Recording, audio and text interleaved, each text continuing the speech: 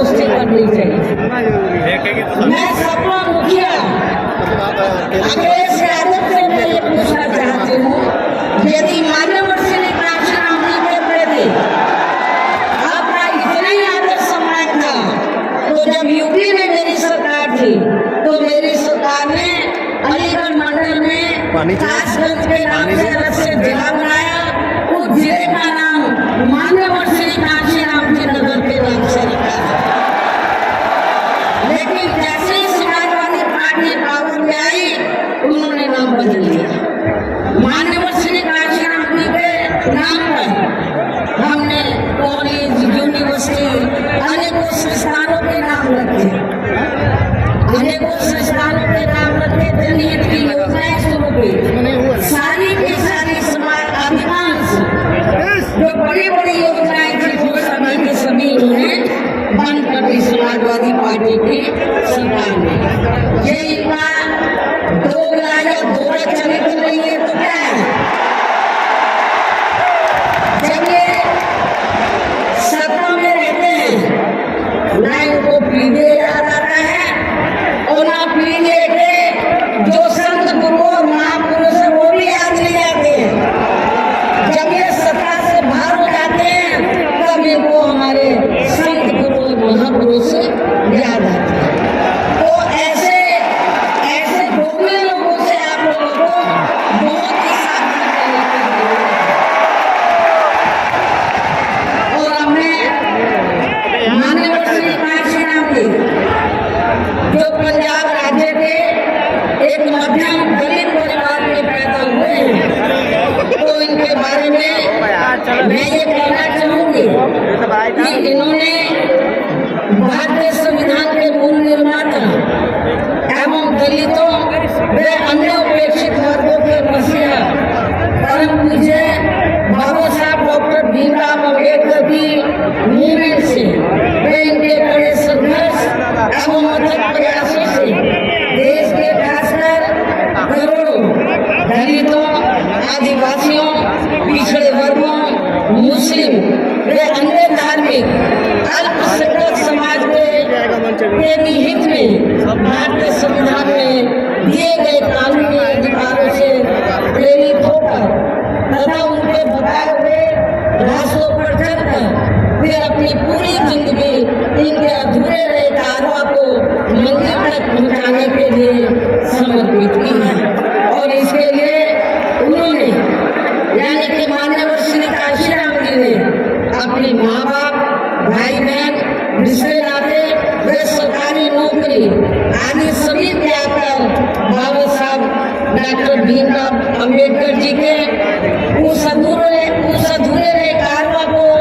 पूरा करने के लिए लगा दिया है, जो बाबा साहब ने यहाँ देश के करोड़ों दलितों एवं अन्य उपेक्षित वर्गों के लोगों को ये कही थी कि मैंने बाबा साहब ने क्या कहा कि मैंने अपने कड़े संघर्ष एवं अथक प्रयासों से इन वर्गों के लोगों को भारतीय संविधान के इन्हें स्वाभिमान के साथ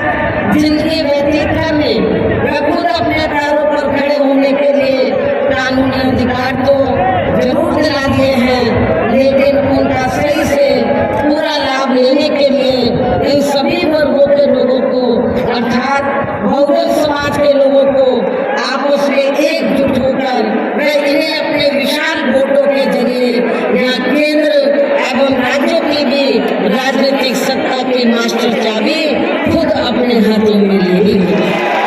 ये परम पूज्य बाबा साहब डॉक्टर अम्बेडकर ने कहा था, तभी फिर इनका वास्तव में सही से विकास में उत्थान आदि हो सकता है और तभी फिर ये लोग स्वाभिमान के साथ अपनी पूरी जिंदगी व्यतीत कर सकते हैं। क्योंकि इस मामले में बाबा साहब डॉक्टर भीमराव अम्बेडकर जी का ये कहना था कि देश में राजनीतिक सत्ता एक ऐसी मास्टर चाबी है जिसके जरिए इन वर्गों के लोग अपनी सभी समस्याओं का समाधान खुद कर सकते हैं। साथ ही ये लोग भी यहाँ अन्य वर्गों की तरह पूरे आत्मसम्मान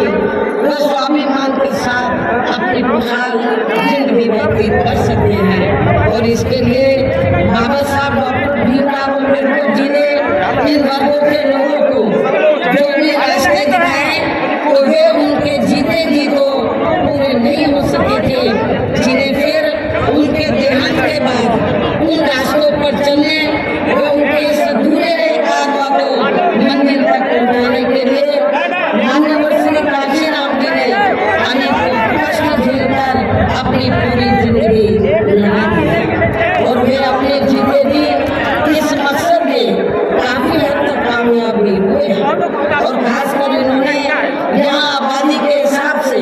देश के सबसे बड़े प्रदेश उत्तर प्रदेश में अपनी पार्टी के नेतृत्व में कई बार सरकार बनाकर वे उत्तर प्रदेश सहित नजदीक के लगे राज्यों में भी पार्टी के शासक वे विधायक आदि भी जिताकर बाबा साहब के कार्यों को काफी हद तक आगे बढ़ाया। इतना ही नहीं बल्कि मान्यवर श्री काशीराम जी के देहांत होने से पहले उनकी ये दिली तमन्ना थी कि जहाँ आबादी के हिसाब से देश के सबसे बड़े प्रदेश उत्तर प्रदेश में जहाँ दलितों एवं अन्य उपेक्षित वर्गों के लोगों की कुल मिलाकर आबादी काफी ज्यादा है, तो इन्हें यहाँ एकजुट होकर अकेले ही अपनी पार्टी की पूर्ण बहुमत की सरकार ये देखना नहीं है, काम करना है। ये मान्यवर श्री काशीराम जी की उनके देहांत होने से पहले ये दिली तमन्ना थी। कभी फिर इन वर्गों के लोग यहाँ हर मामले में हर स्तर पर पूरे स्वाभिमान के साथ अपनी जिंदगी व्यतीत कर सकते हैं, जिनसे